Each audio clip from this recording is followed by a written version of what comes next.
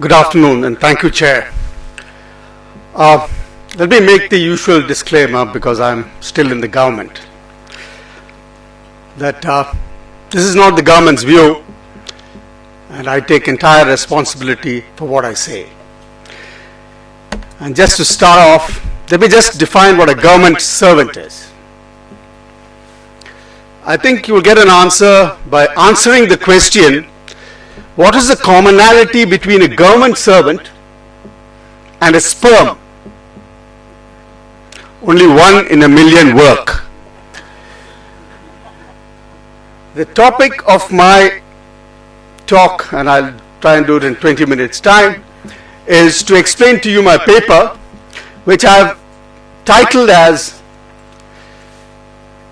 India's Military Modernizing but not militarizing. And what do I say in the paper? I argue that India's military modernization is hampered by the relationship between military and civil, which fundamentally is because of the perceived danger of militarization. So let me explain these terms. And of course, I speak this in the context, of our geopolitical context of having two potential adversaries, one to the north, who we have border disputes with, one to the west, who again we have disputes with. But let me explain these two terms as far as what my paper states about it. Modernization being the process of actually preparing the hard power of India's military. And that process is guided by the politician to tell the military who the adversaries are, what is the purpose for which this instrument they like to be used, decide when it's time on the timing of that use, and then it also involves the method, which arena is actually a professional military arena, but I would state that it is no longer exclusively so. And I say this because in our context, we face two nuclear powers. So any conflict which we have will have a nuclear overhang. And any big fight will certainly means there is the danger of nuclear weapons being involved. And therefore, the decision making even about use of force and how it is going to be used will have to have rather unusually strict guidance. It cannot be left to the military that this is what we want you to achieve, you go and do what you want. Those days no longer apply. For those of us who believe that the big fight will work, and we are able to convince our political decision makers that it will work, we must understand the dangers in what we actually dwell in. For war, as Clausewitz said, is a duel between, initially at least, two free wills, or if not more. And you cannot, whatever you might do, wish away the uncertainties and what Clausewitz described as friction. So those grand ideas of operational concepts, which the militaries, it's their job, it's their professional duty to do so, which they actually throw out and have these great buzzwords, anti-access, anti-denial, hybrid war, asymmetric war.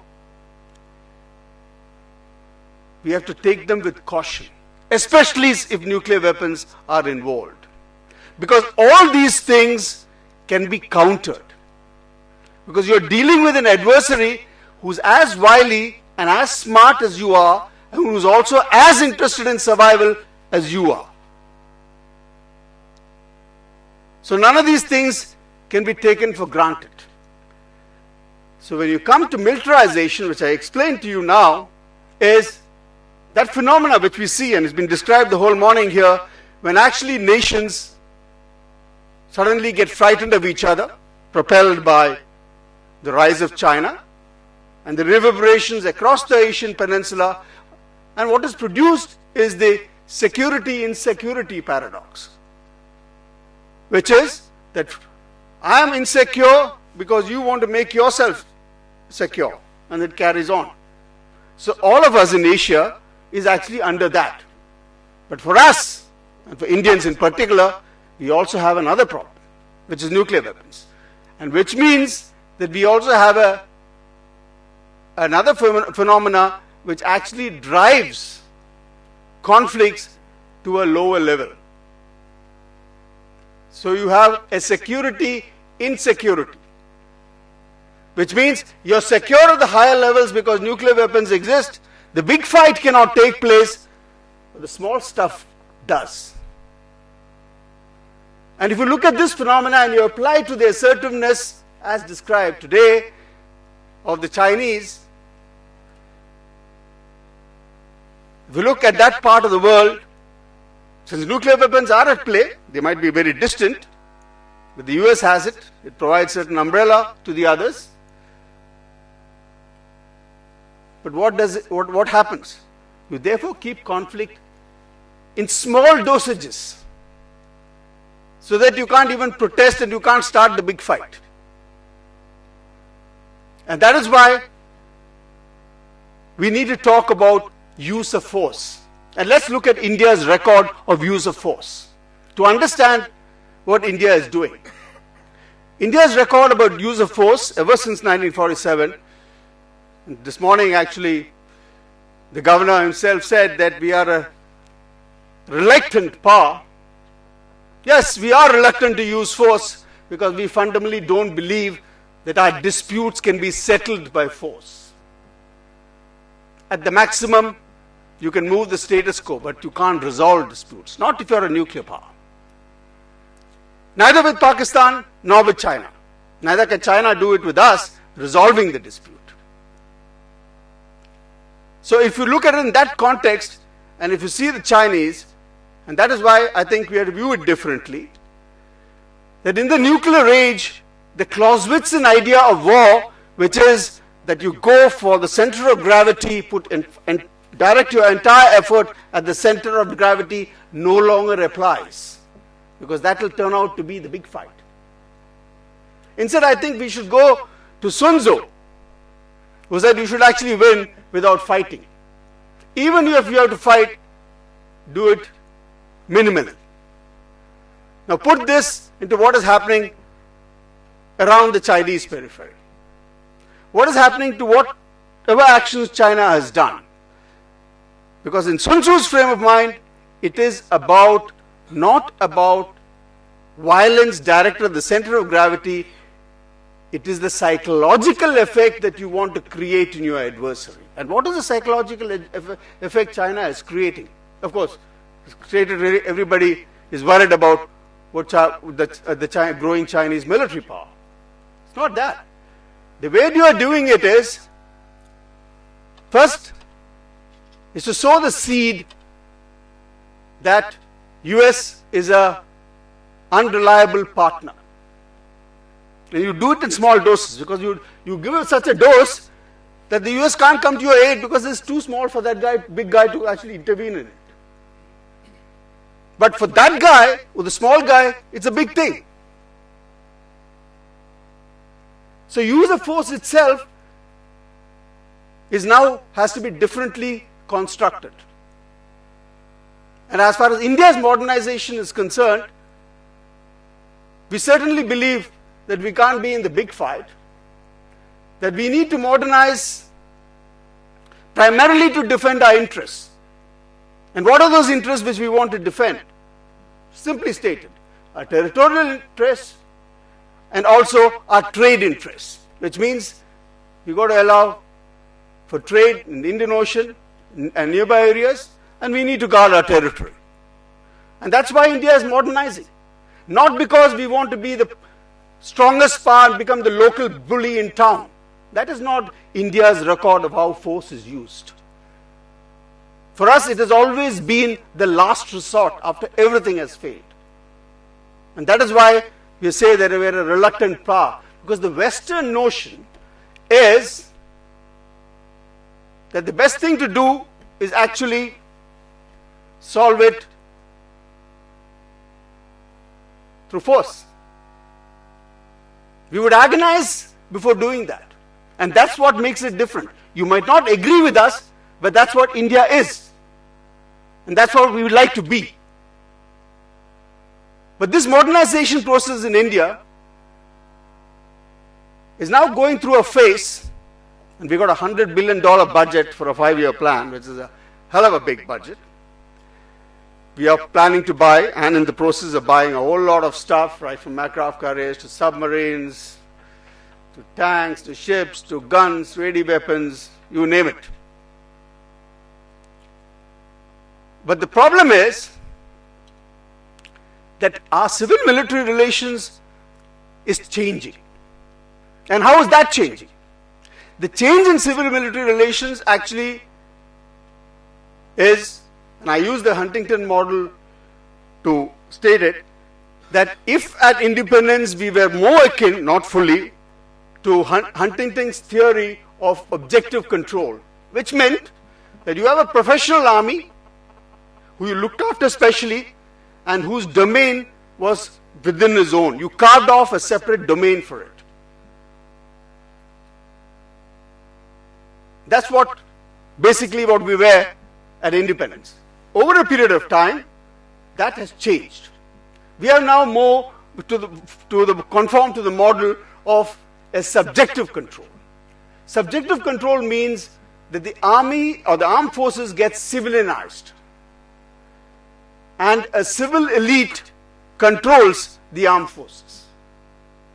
And how has this been done? And this has come about normally, and it had to be a natural process. Its first major change took place when the consumer revolution hit the country.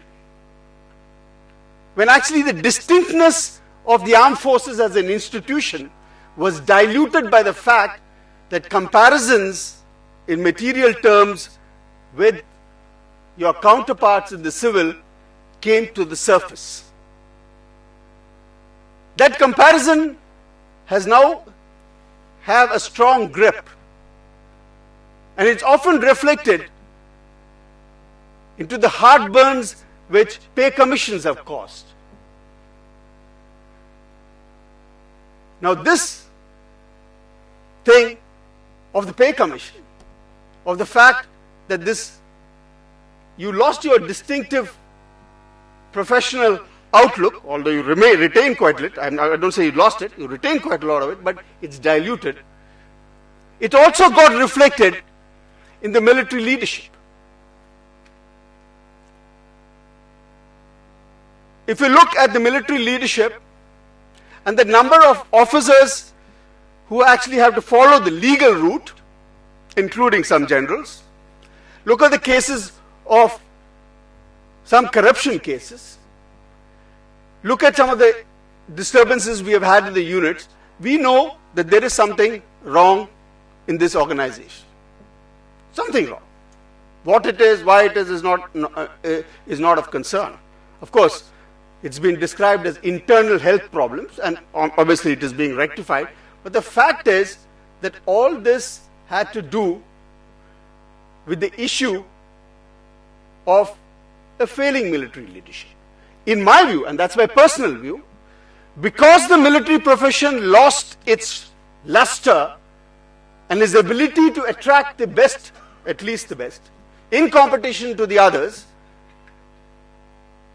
we find that the quality of our military leadership has over a period of time fallen, and it reflected in the sort of cases which is taking place. And that's why I'm glad that this time that the 7th Pay Commission, which is announced, has got a special reference to this fact that the Pay Commission will look into this issue. But it's not so much a matter of money as much as it about the loss of social esteem, which comes from a comparative framework. That is what has to be restored. Money really does not matter. In any case, soldiers, for them, they're not supposed to be worried about money as long as you have enough. That enough is, of course, undefined. So the problem is that once this happened, then the ability to bring about changes, the ability to modernize, was also hit by a structural problem. Because the country's defense budget, we might have a big defense budget, $100 billion in 5 years. But today is under strain. The services have to make priorities of what they want and in what order they want to buy it. Everybody cannot buy what they want because each one's got a big wish list. We have not been able to make this priority because of our structural problem. And what is the structural problem? That we have a system of the COAC. I don't want to explain it. You know it. It is where the chairman actually wears 2 hats and it doesn't really work. That's the experience.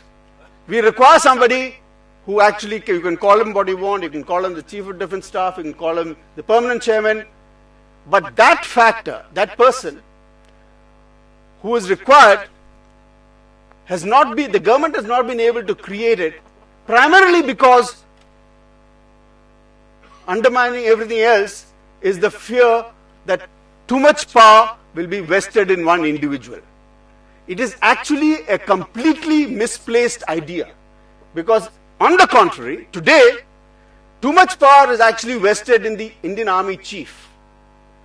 He is one person who's got 10 lakhs under his command. I don't think any army chief in the world directly commands, in a vertical scale, 10 lakhs. But what will the permanent chairman do? He's supposed to be the one who's supposed to make the changes which are required, the structural changes, integrated commands, which is an absolute necessity because that's how modern wars have been fought. In any case, now this appointment has not been created because the problem is political. But in actual fact, when you make the permanent chairman or whatever you want to call him, the power which is concentrated in the army chief will get diffused. It will also satisfy what is actually a primordial fear, because as far as India is concerned, the military has remained a very obedient instrument of government, but the fact is, no democracy can wish that danger away. There is a danger which lacks in the barrel of a gun which every democracy has to realize. That is not disputed. So the minimum, the enabling thing which has to be done is to create a permanent chairman. And that will actually, instead of the narrative that it will concentrate power, it will diffuse power. So India has actually have a great opportunity now to do it. There is a commission which has gone into a committee which has gone into it, and hopefully something will come out of it. So in the end, India's use of force itself reflects what India is, because ownership of weapons matter. Weapons don't make war. People make war. And that's the difference. India would like to be a power, to be powerful like anybody else. But we would very much be concerned what the powerful will do. Thank you.